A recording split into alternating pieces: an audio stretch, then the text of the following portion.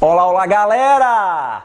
Por questões de segurança, mantenham seus estômagos vazios durante a exibição deste vídeo, porque vou falar sobre Centopeia Humana 3, a conclusão da franquia mais doentia, mais perturbadora que o cinema já conheceu, nem tanto pela qualidade de seus filmes, que é bastante discutível, e sim por sua premissa absurda, concebida pelo produtor, diretor e roteirista Tom Six. Unir, conectar pessoas através de suas bocas e ânus com o propósito bizarro de criar um único sistema digestivo. Eu sou Getro Guimarães e começa agora os filmes mais perturbadores do planeta. Roda a vinheta!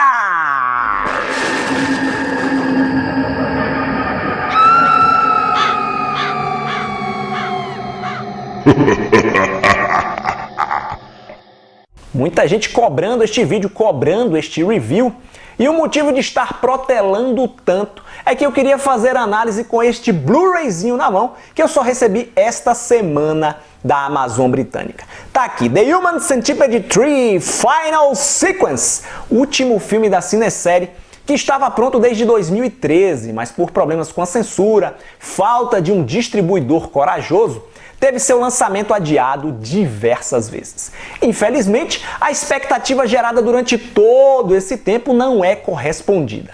Confesso a vocês que, apesar de ter dado algumas risadas com essa sequência, eu fiquei bastante decepcionado. Eu esperava muito mais.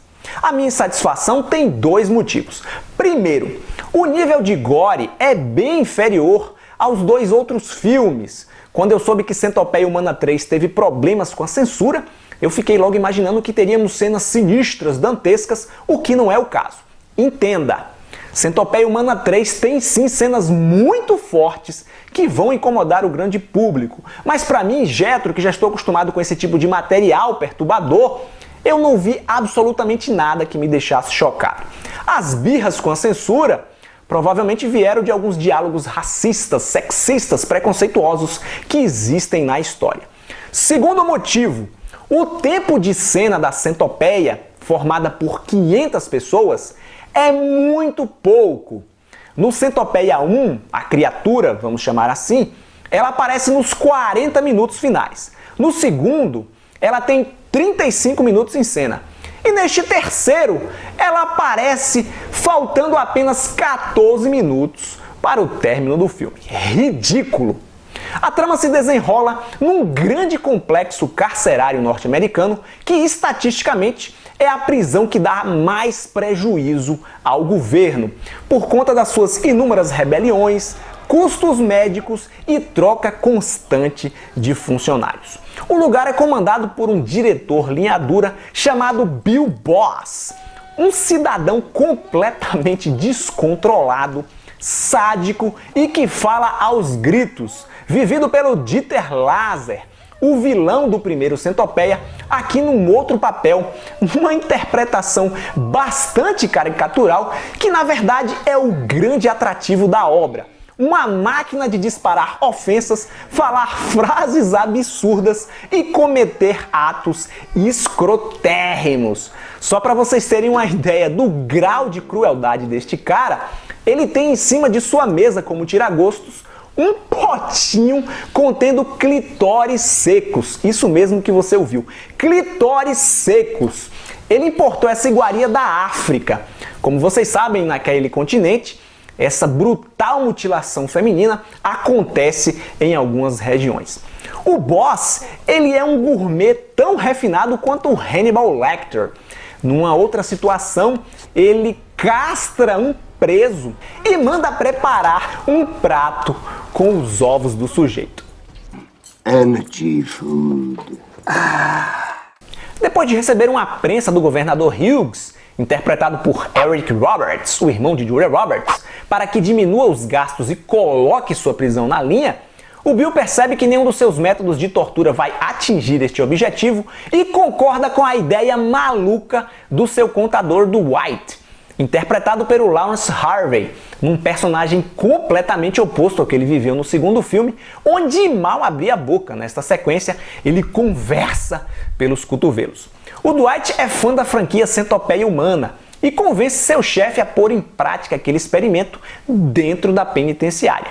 Não apenas para punir os presos, mas também para economizar dinheiro, com o contingente de policiais, com alimentação e por aí vai. A ideia é mantê-los conectados até o final da reclusão. Quando um determinado preso cumprisse sua pena, ele era desconectado e mandado para casa apenas com uns furinhos na boca e no ânus para lembrar de sua vida pregressa de crimes. Para convencer o boss de que o método é clinicamente possível, o Dwight convida o diretor dos filmes, interpretado pelo Tom Six em pessoa, para ir até a prisão e explicar o procedimento.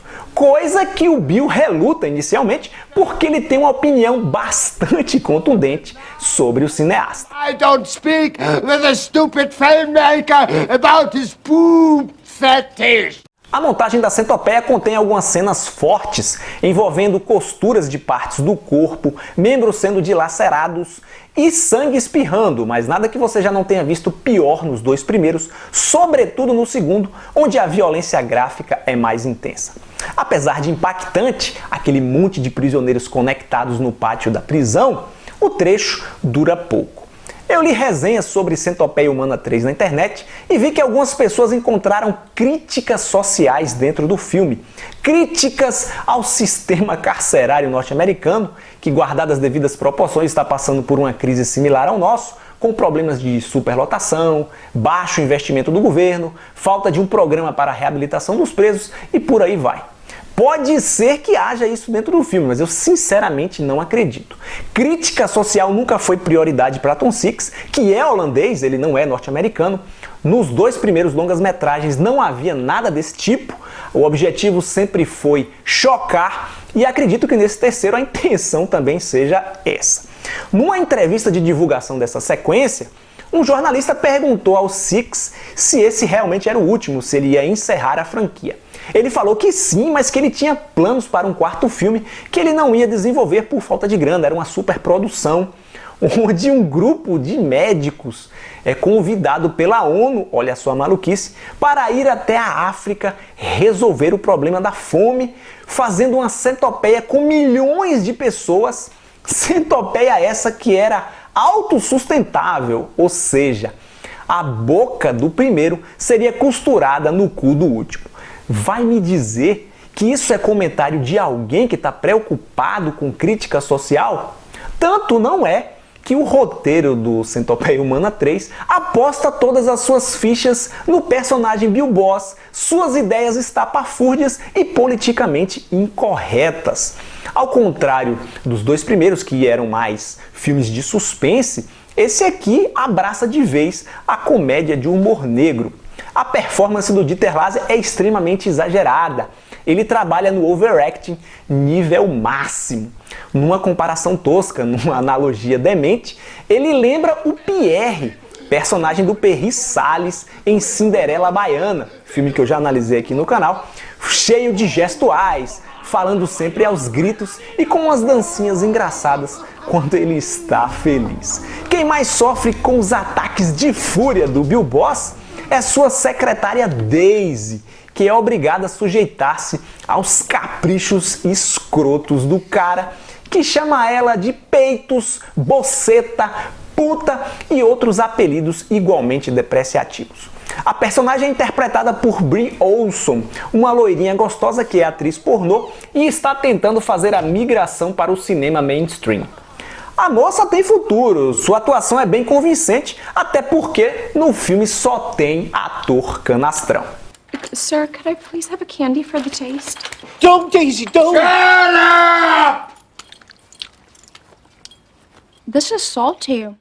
Ao decidir pender para o humor ao invés do horror, Centopeia Humana 3 acaba flertando com o trash, mas continua sendo uma obra extremamente perturbadora diante das muitas bizarrices que a gente vê na tela, eu não citei todas aqui no programa, e das várias ofensas propostas pelo roteiro, ainda que elas ecoem forçadas. Se você não viu a nenhum filme da franquia, ótimo, continue assim. Se você viu os 2 primeiros, certamente vai se sentir tentado a assistir essa última sequência. Para se divertir, faça o seguinte: veja o filme com a expectativa mais baixa possível e foque, mire no Bill Boss. Esqueça a centopeia.